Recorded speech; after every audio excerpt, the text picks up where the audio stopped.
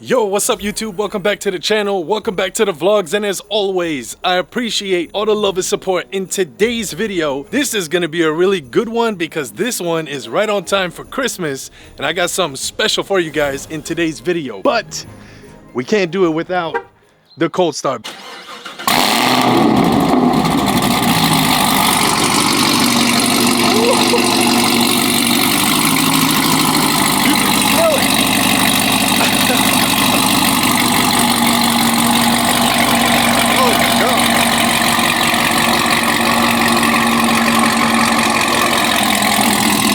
Let's go.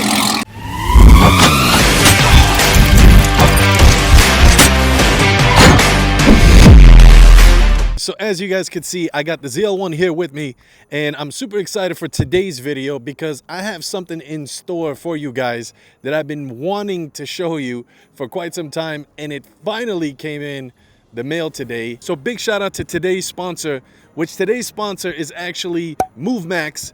And these guys right here do provide the blade arm, as you can see, where you can attach it to the Osmo Pocket 3, which is what I'm actually recording on as we speak right now. Keep in mind, today's video, I'm gonna go ahead and actually attach this and go ahead and see how good it actually tracks the car. We're gonna get some rollers in today's video with the ZL1, but then eventually I think what I'm gonna do is I'm gonna get another video going and we're gonna actually do it in Optimus as well. But I'm very anxious and I'm curious to see what it's gonna look like. The sun is coming down, so it's perfect right now. But before we do so, I do want to say thank you to all you guys. This year on January 1st, when we started out with the subscriber count, it was like between 25 to 28,000.